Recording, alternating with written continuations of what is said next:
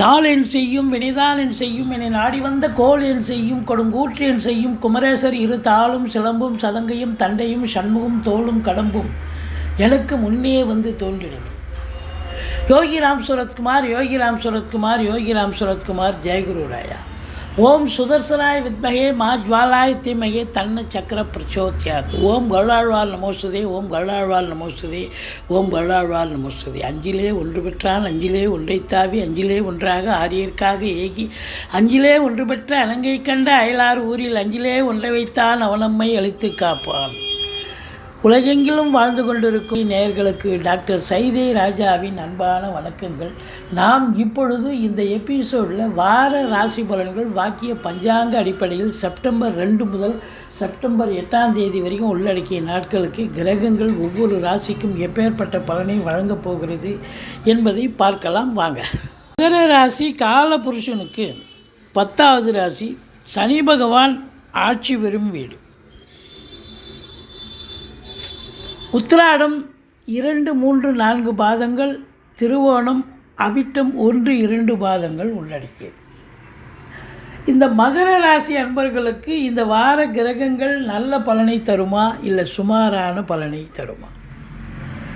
முதல்ல ராசிநாதன் ராசிக்கு 2ஆம் இடம் என்று சொல்லக்கூடிய கும்பத்தில் மூலத்திரிகோணம் விடுத்து இன்னொரு ஆட்சி வீட்டில் இருக்கிறார், வக்ரகதியில் இருக்கிறார்.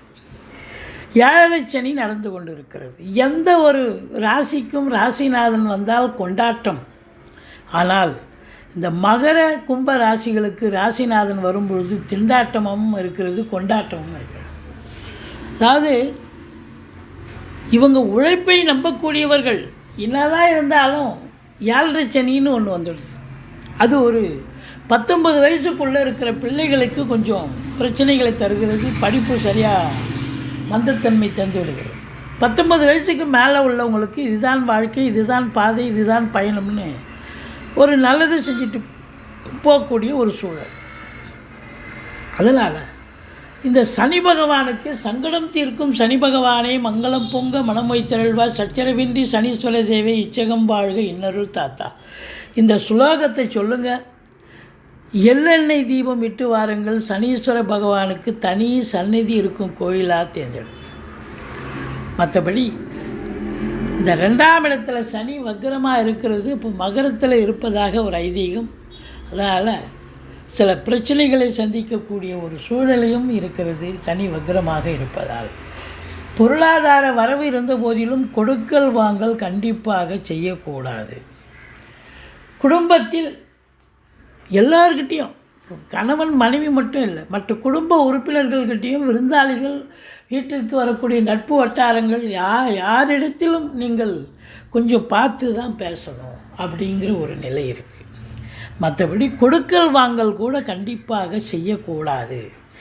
3ஆம் இடம் ராகு பகவான் உபஜயஸ்தானத்தில் ராகு இருப்பது மாபெரும் சிறப்பு. அதாவது 3ல் ராகு இருக்க கொடுத்து வைக்கணுங்க. அப்போ இந்த மகர ராசியில் பிறந்த அன்பர்களுக்கு இந்த ராகு பகவான் உங்களுக்கு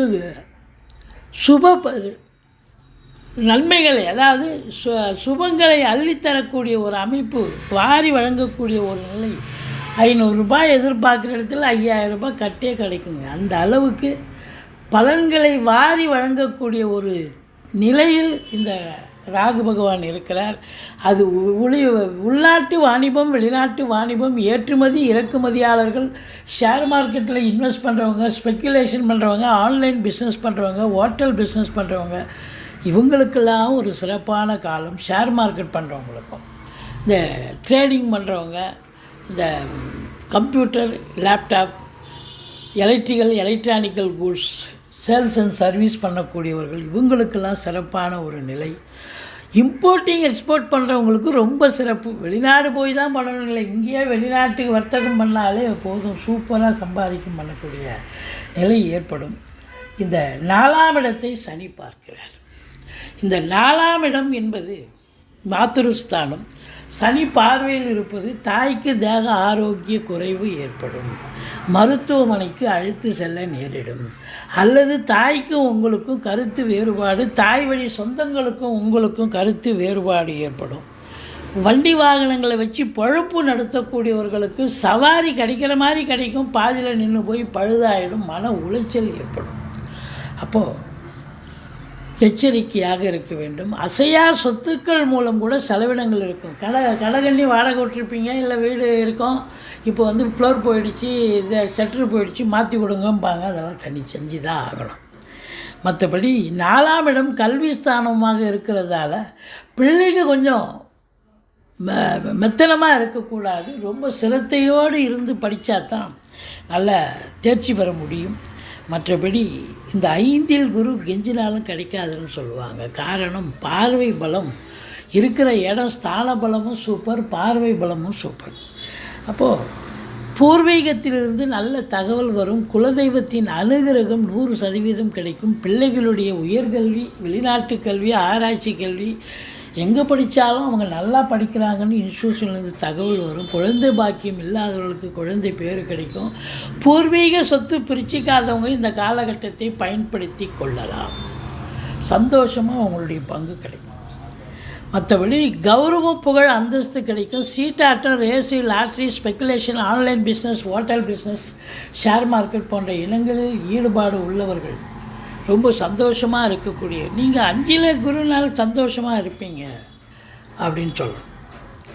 இந்த 4ஆம் இடத்து அதிபதி 6க்கு போயிட்டார். அப்போ அசையா சொத்துக்கள் மூலம் செலவினங்கள், அசையும் சொத்துக்கள், வண்டி வாகனங்கள் மூலம் கூட செலவினங்கள், தாய் வழி சொந்தங்கள், தாய்க்கு தேக ஆரோக்கிய குறைவு அப்படிங்கிறது காட்டுது. எச்சரிக்கையாக தான் இருக்கணும். மற்றபடி 8ஆம் இடத்து அதிபதி சூரியன் ஆட்சி பீடம் ஏறினாலும் சனி பார்வையில் இருப்பது, அரசாங்கத்தில் உயர் பதவியில் இருப்பவர்கள் ரொம்ப விழிப்புணர்ச்சியோடு இருக்கணும். யாராவது உங்களுக்கு ஆகாதம் போட்டு கொடுத்து பிரச்சனைகள் வரலாம். தந்தைக்கும் மகனுக்கும் பிரச்சனைகள் வரலாம்.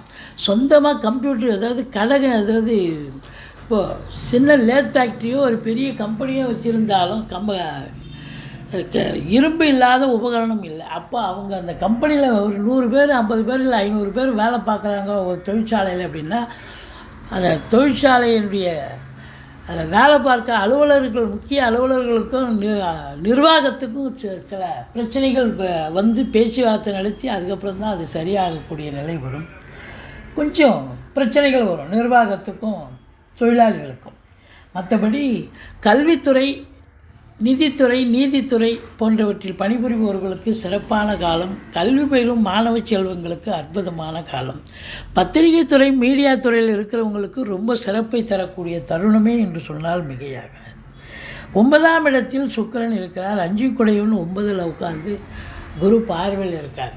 அப்போது லட்சுமி கடாட்சம் நிறைந்த காலகட்டம். வெளியூர், வெளிநாட்டு பயணம் அனுகூலத்தை தரும்.